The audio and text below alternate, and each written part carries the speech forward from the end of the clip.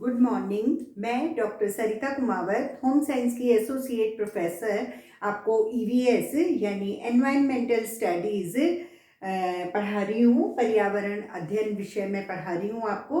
पर्यावरण अध्ययन में मैंने आपको सिलेबस बता दिया और सिलेबस के बाद में यूनिट 1 हमने शुरू की थी। यूनिट 1 का फर्स्ट चैप्टर अभी चल रहा है और पिछली बार मैंने थोड़ा इंट्रोडक्टरी पार्ट पढ़ाया था और वन संसाधन फॉरेस्ट रिसोर्सेज के बारे में बताया था। आज का जो टॉपिक है वो है वाटर रिसोर्सेज, जल संसाधन।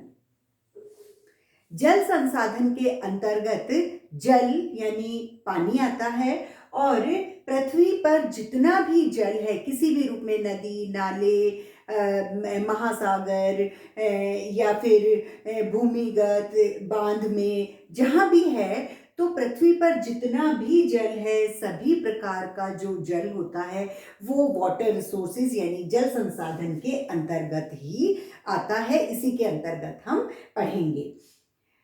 हमारे जीवन के लिए सबसे इम्पॉर्टेंट है हवा यानी ऑक्सीजन। ऑक्सीजन जब हमारे शरीर में जाती है उससे हम जिंदा रहते हैं। अगर ऑक्सीजन नहीं होती है तो थोड़ी देर में ही मृत्यु हो जाती है। लेकिन ऑक्सीजन के बाद अगर कोई एक और अगर हम घटक या एक और हम चीज देखें तो वो होता है हमारे जीवन के लिए जल। हमारे जीवन को एक सुलभ, बढ़िया, स्वस्थ बनाने के लिए जल अति आवश्यक है। और ऑक्सीजन के बाद में ही अगर हम किसी एक घटक को देखें, एक अवयव को देखें, तो वो है जल। और पानी हमारे जीवन के लिए बहुत जरूरी है। जो जल मंडल है हाइड्रोस्फीयर, उसमें बहुत किलोमीटर पानी होता है, बहुत सारा पानी है, बहुत सारा जल है। उस जल के अंदर से 97.3% जो जल होता है वो महासागरों में और अंतर्देशीय जो सागर होते हैं उनमें पाया जाता है। और केवल 2.7% जो जल है वो नदियों में, भूमिगत पानी में, हिम नदी में, मीठे जल की नदियों में, इन सब में पाया जाता है, जो हम यूज करते हैं, उपयोग करते हैं हमारे व्यक्तिगत जीवन के लिए।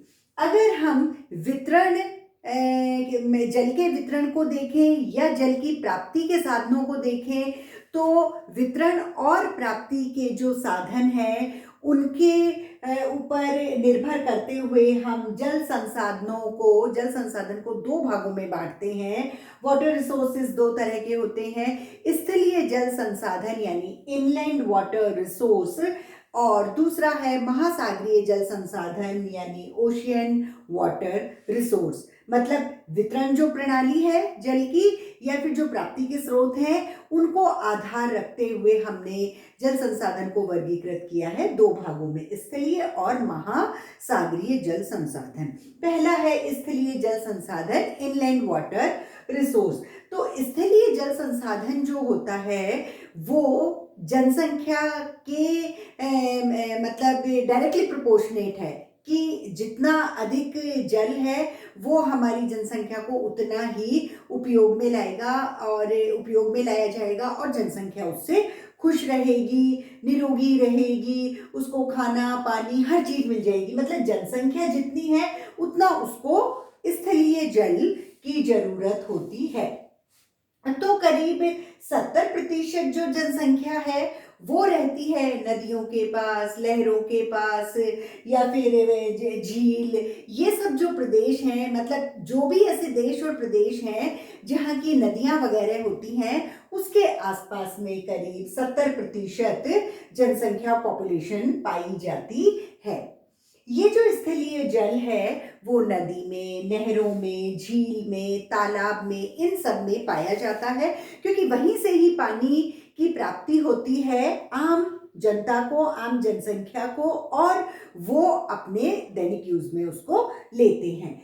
तो नदी, नहरों और इनमें स्थलीय जल पाया जाता है। और ये जो जल है, स्थलीय जल जो यहाँ पाया जाता है, वो उसके बहुत सारे यूजेस हैं, उसके बहुत सारे उपयोग हैं। इसलिए जल को पीने के काम में लिया जाता है, पीने का पानी होता है। जो मीठा जल है वो पीने के पानी के काम में लिया जाता है, कृषि के काम में लिया जाता है। जो भी हमको पेड़ पौधे, जो फसलें ये जब उगाई जाती है तो उसके लिए ये पानी काम में आता है। उसके अलावा सिंचाई के काम में आता है, हमारे उद्योगों में काम में आता है, इंडस्ट्रीज में बहुत तरह से पानी को यूज किया जाता है। तो इंडस्ट्रीज में स्थलीय जल ही यूज होता है। उसके अलावा भोज्य पदार्थों के उत्पादन में और भोज्य पदार्थों को बनाने में, फिर और जैसे मछली पालन में भी जल का ही एक रोल है। उसके अलावा इलेक्ट्रिसिटी जो है, विद्युत उत्पादन में भी जल का रोल है।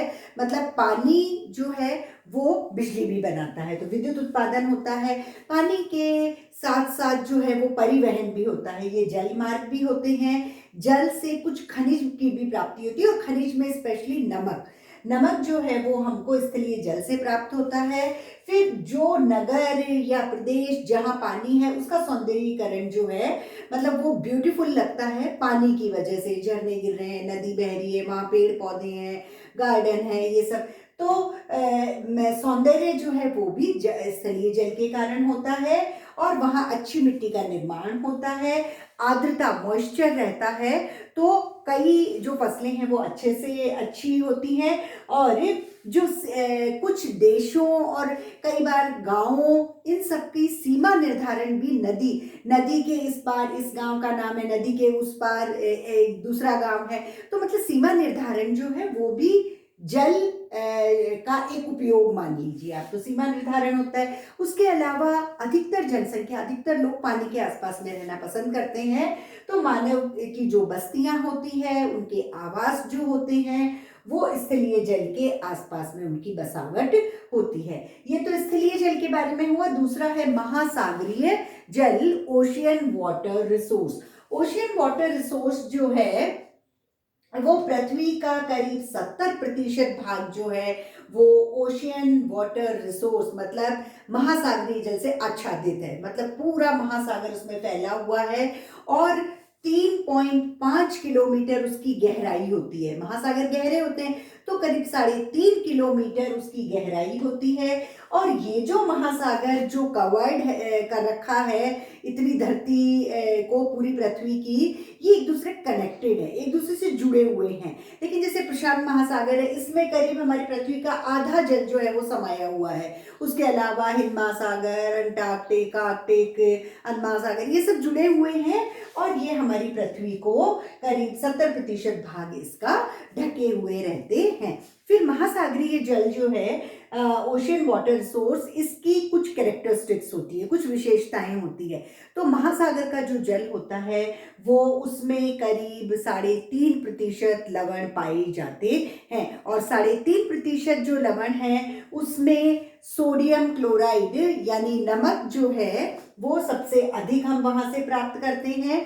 उसके अलावा जो महासागर का जो जल है उसका जो घनत्व है वो अधिक होता है जो सामान्य जल होता है उसके तुलना में। अगर हम मतलब एक पौंड को मतलब ऐसे तोले भी कि भाई इतना 1 फुट वर्ग के महासागरीय जल को तोला और सामान्य जल को तोला, तो उसमें कुछ पौंड का, 1-2 पौंड का मतलब वजन में फर्क आता है। उसके अलावा जैसे जैसे गहराई होती जाती है महासागर में, तो प्रकाश कम होता जाता है। मतलब वहां अंदर लाइट नहीं होती जैसे जैसे अंदर जाते हैं महासागर में। और करीब 600 मीटर के बाद तो दिखाई देना बंद हो जाता है। उसके अलावा महासागर जल में बहुत सारे पौधे होते हैं, जीव जंतु होते हैं। लेकिन कुछ जीव जंतु और पौधों को तो वहाँ आसपास के जो तट प्रदेश पे जो लोग रहते हैं वो उनको खाते भी हैं, मतलब वो उनका भोजन भी होता है। तो पौधे होते हैं, जंतु होते हैं।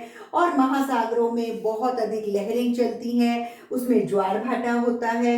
ये सब जो है वो महासागर जल की विशेषताएं यानी कैरेक्टरिस्टिक्स हैं। उसके बाद में अगर हम इस महासागर जल के यूज को देखें, उपयोग को देखें कि ये जल किस उपयोग में आता है, तो महासागर का जो जल है वो जलवायु को कंट्रोल करने में मतलब किस तरह की हमारी जलवायु होगी, कितनी बरसात आएगी कितनी नहीं आएगी, तो महासागर के कारण वर्षा जो है वो ज़्यादा होती है, उस जगह बारिश ज़्यादा होती है, जलवायु बिल्कुल कंट्रोल होती है, वहाँ का तापमान जो है वो नियंत्रित रहता है।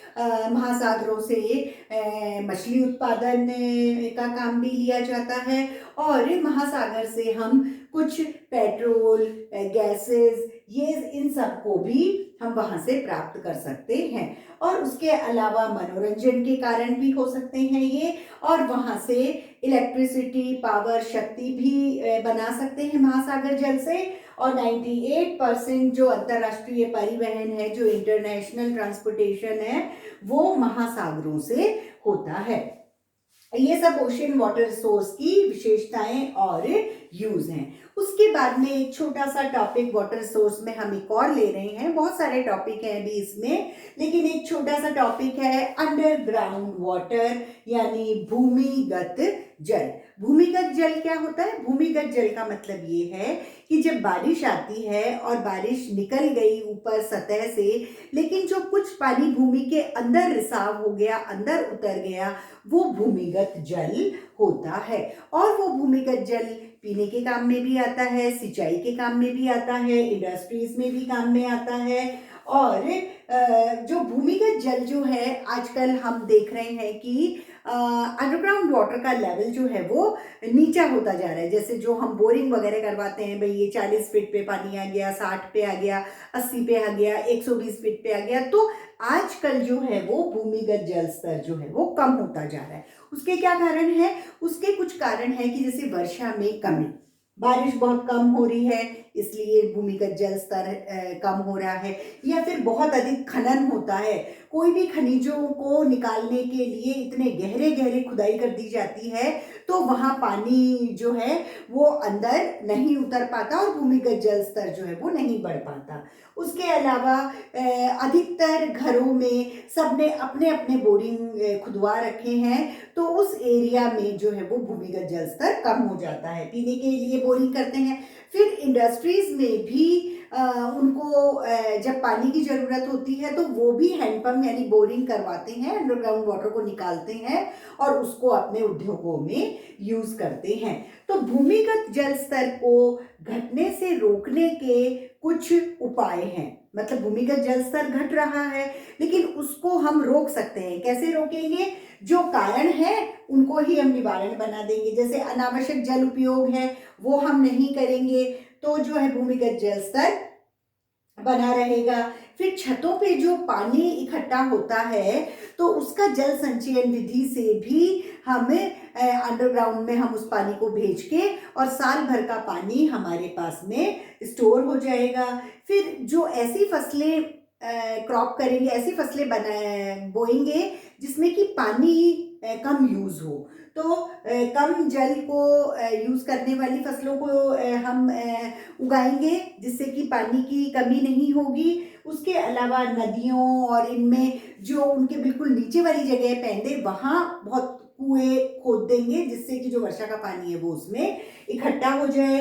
और गाँव में जो पहले तालाब, नालियाँ ये सब थी उनको वापस से सही कर दें, उनको मेंटेन कर लें, पुनरुद्धार कर दें, तो वापस से जो वर्षा का पानी है, जो भी एक्स्ट्रा पानी है वो वहाँ स्टोर हो जाएगा और वो 4-6 महीने या साल भर तक हमारे लिए यूज हो सकता है। तो फिर जो भूमिगत जल स्तर है वो बचा रहेगा, उसको कोई भी नहीं निकालेगा। तो इस तरह से ये वाटर रिसोर्स, जल संसाधन में हमने ये कुछ पॉइंट्स हमने पढ़े कि कितनी तरह के जल वितरण होते हैं। जल वितरण और प्राप्ति के अनुसार हमने जल संसाधन को वर्गीकृत किया है, स्थलीय जल संसाधन और महासागरीय जल संसाधन, और इनकी क्या विशेषताएं होती है, क्या यूज होते हैं, और अंडरग्राउंड वाटर जो है किसे कहते हैं, अंडरग्राउंड वाटर कम क्यों हो रहा है और हम उसे कम नहीं होने देंगे, उसको रोकने के कुछ उपाय होते हैं। और जल संसाधन के जो आगे के टॉपिक्स हैं वो मैं नेक्स्ट टर्न पे लूँगी। Thank you.